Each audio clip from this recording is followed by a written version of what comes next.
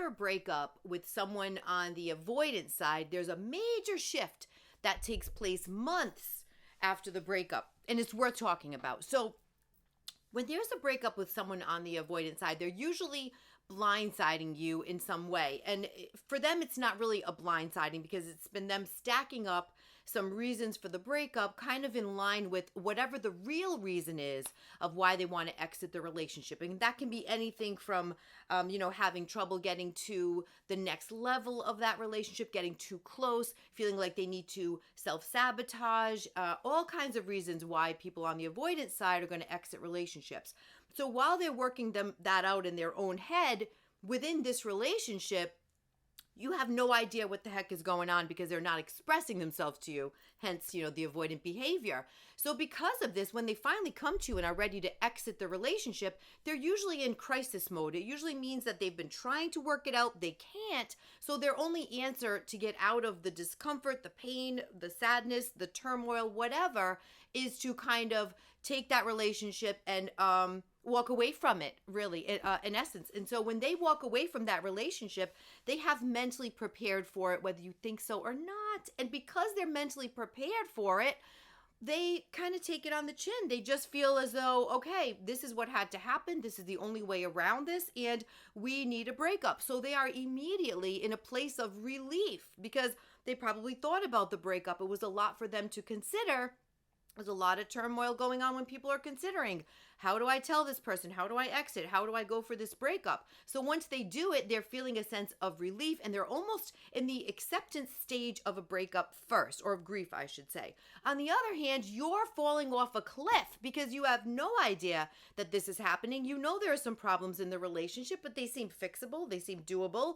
So you feel as though this doesn't make any sense to me. Your shock is the first stage that you're going to hit. So right upon breakup, you are at your lowest point. They are almost at a high point. So you are as far away from each other at this breakup than you could have ever imagined.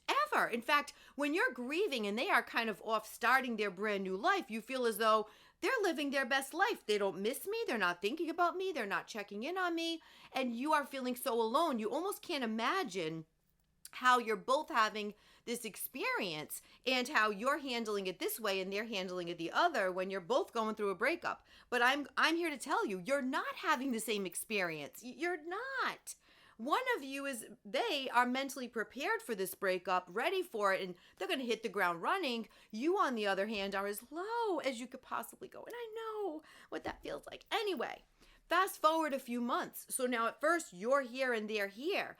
Now time starts to pass. They're building a new life. They're out there doing whatever they need to do, dating, traveling, going out with friends, starting new hobbies and interests. They're really going for it. And you, on the other hand, can't even get out of your own way. You're kind of frozen in that grief and that shock, like I talked about.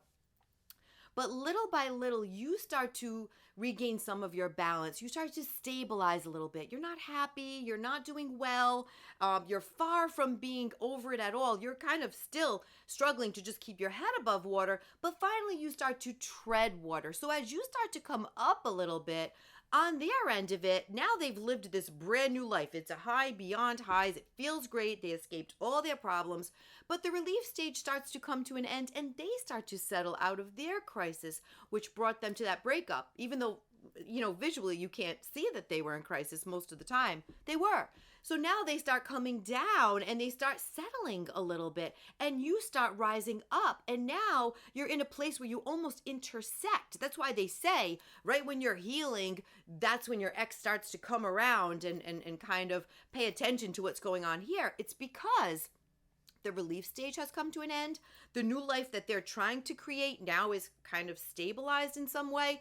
So how is that new life stacking up against the old life that they walked away from? And most of the time, the old life that they walked away from was pretty good. It was pretty good. There weren't really major problems that needed an exit, but because they're more on the avoidance side and because they're not going to have conflict and bring up problems and try to work through them, they're going to try to run away from them. But you can only run away so far, so fast before it starts to catch you. And now they're starting the loss part of the breakup because a relationship has to be grieved. it's a loss and it has to be felt, even if it was a crappy relationship. So now they start to get into that place of questioning their decision, missing their person. They're more in reality now rather than just the escapism. And the person that got broken up with is now also kind of a little more stabilized. Like I said, not doing really well. No problem. No problem there. Understandable. Still a little bit in shock, but now treading water. And now they intersect. And now there's a big decision to be made. So it's not, in my opinion, it's not a matter of if that person gets to a place where they reconsider. They're going to get there, in my opinion. They're going to get past that relief stage. They're going to sit in the new life that they've created. And now they're going to really consider, did I make the right move? Now it's a matter of what do they do now? So once they get to that stage, which is months beyond the breakup, and it's not scientific, of course, nobody knows when people get to that place. It's usually not too long. Even if they have another person in place, I say 3 to 6 months is when they start reconsidering all the moves they made, but it could take months after that for them to actually do anything about it. And now they sit with, what do I do about it now? I painted myself into a corner because usually they jump right into a brand new relationship. So now they created a life on the other side. Now they have to destroy the brand new life that they created on the other side. And that's difficult for a lot of people. So they're sitting in a space of, what do I do? Do I go back and try to repair? I really broke that person's heart. I walked away. There's a lot of pain there. People are mad. There's all sorts of things going on in their head. Or do they stay where they are? They made their bed. Now they have to lie in it. They'll just keep drifting in the other direction. Nobody knows where that goes. So in my opinion, when a breakup happens, especially with an avoidant, nobody knows how it's going to end, not even the person who did the breaking up. That's my opinion. I'll die on that hill. So it takes months for it to kind of play itself out and get the two people even keel again, and then it's anybody's guess where it goes from there. So there's a major shift that happens after a breakup with an avoidant. In my opinion, it happens almost each and every time, but it's a matter of what do they do then. This is where you're going to find out who your person is. And this is why I'm also kind of on the fence about who reaches out first. To me, it doesn't make a difference because an avoidant is usually going to question, now that I feel all these feelings, how do I reach out? I've done so much damage, which they have.